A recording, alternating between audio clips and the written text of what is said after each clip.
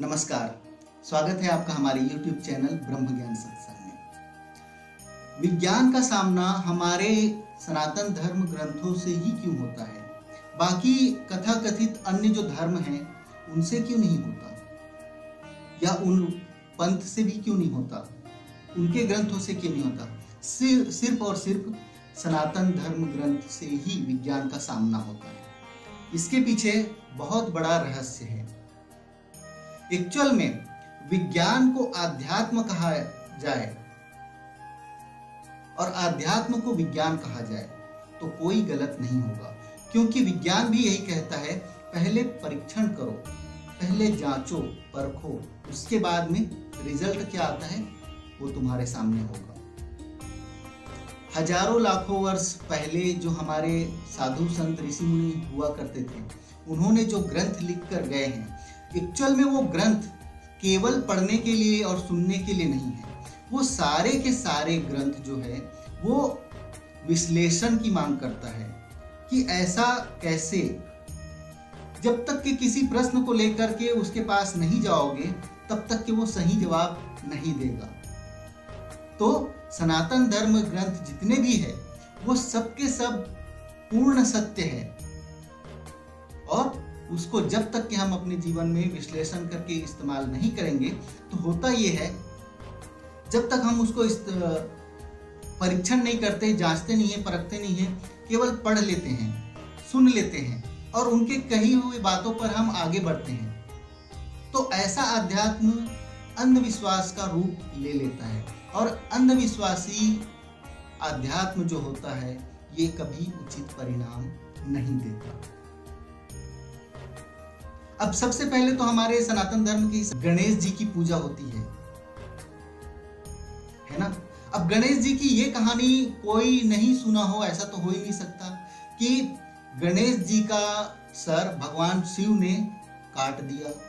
उसके बाद में काटने के बाद में पार्वती के आग्रह पर उसे पुनर्जीवित करने के लिए गणेश जी के कंधे पर हाथी के सर को बिठा दिया, है ना।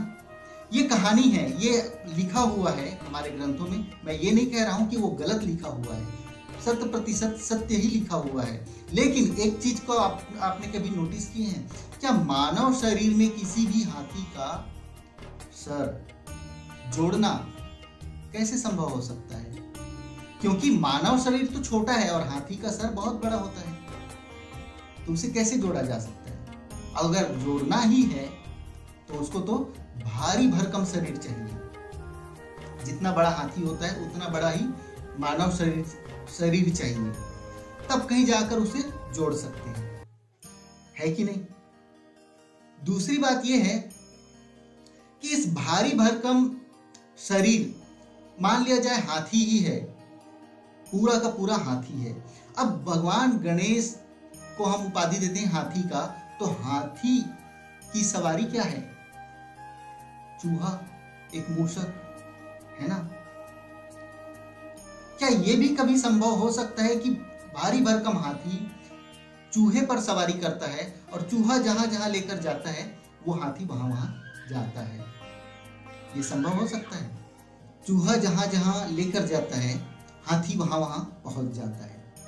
अब कहानी में जो भी हमारे ऋषियों ने, संतों ने जो लिखे हैं, जो भी है, लेकिन हमारा विश्लेषण ये कहता है कि ये जो हाथी और चूहा है, यानी गणेश जी और उनकी सवारी मूषक, ये दोनों के दोनों, गणेश जी का तात्पर्य हमारे पूरे शरीर से होता है, और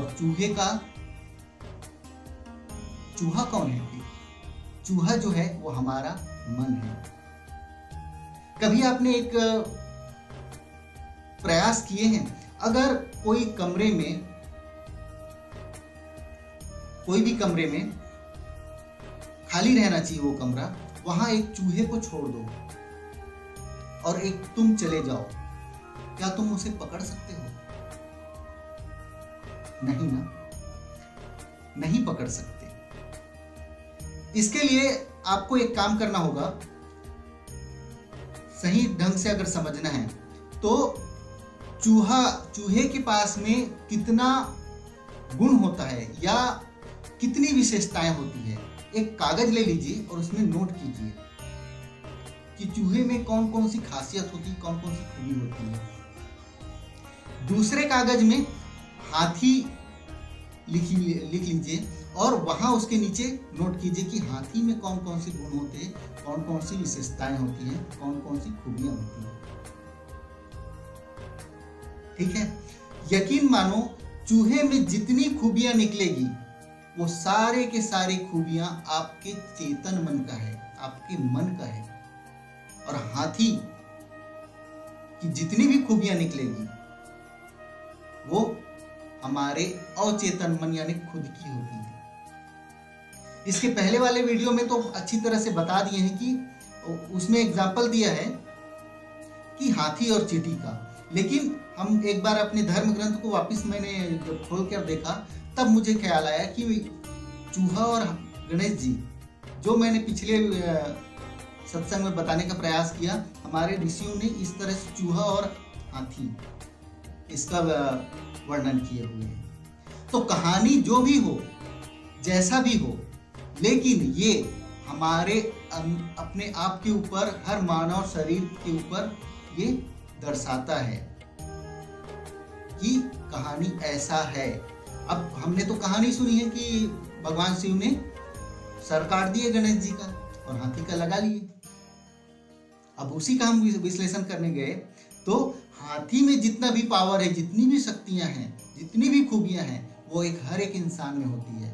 होता यह है कि हम अपने आप को पहचानते नहीं, उन शक्तियों को जानते नहीं है। इसके वजह से वो क्या करते हैं, जब तक हम उसको नहीं जानते तब तक वो शक्तियां सारे हमारे पास है, लेकिन नहीं जानते, इसकी वजह से हम उसका दुरुपयोग के ऊपर दुरुपयोग करते जाते हैं। तो इसका दुरुपयोग नहीं होना चाहिए। एक गणेश जी, भगवान गणेश के पास में कितनी पावर हो सकती है और कितना होना चाहिए, इसका भी आप वर्णन कीजिए अपने मन में ही, और वो सारे के सारे पावर, वो सारे के सारी शक्तियां आपके पास है, मौजूद है। इसके पहले वाले सत्संग में विस्तार से बताया हुआ है, उसके भी जाकर देख लीजिए। देखिए, हमारे साथ में जुड़ने के लिए और खुद को जानने के लिए, पहचानने के लिए उत्सुक हैं, आतुर हैं, तो आपको एक वीडियो या दो वीडियो या दो सत्संग देख करके कुछ भी समझ में नहीं आने वाला। आप हमारे साथ में जुड़िए। सबसे पहले तो चैनल को सब्सक्राइब कीजिए, उसके बाद में क्रम से सारे वीडियो को, सारे सत्संग को जानने और पहचानने का प्रयास कीजिए। मैंने आसान भाषा में, सरल शब्दों में बताने का यह प्रयास किया है ना। तो गणेश जी की सवारी चूहे है ना, चूहा तो हमारा मन है और गणेश जी हम स्वयं हैं। तो पहली पूजा उस गणेश जी की नहीं, खुद की होनी चाहिए। खुद का करो सबसे पहले, और कैसे ये पूजा करनी है वो तो हम आने वाले सत्संग में बताएंगे। अब चूहा जैसे गणेश जी की सवारी है, चूहा जहां जहां जाता है गणेश जी वहां वहां पहुंच जाता है। वैसे ही हमारा जो मन होता है, आपका जो मन होता है, आपका मन ही है आपको यहां से वहां, वहां से वहां लेकर जाता है। सही बोल रहा हूं ना। अब मन कितना सा है, छोटा सा, और इतना भारी भरकम शरीर, वो हाथी है। तो ये है हमारे आज के सत्संग का एक विश्लेषण, छोटा सा हम इसको बताने का प्रयास किए हैं। एक्चुअल में हमारे पास में क्या, हर एक इंसान के पास में 4 बुद्धि, 4 मन होता है। पहला होता है चेतन मन, जिसको मैंने चूहे का उपाधि दिया। दूसरा होता है अचेतन मन, जो हाथी, जिसको हमने हाथी की उपाधि दी।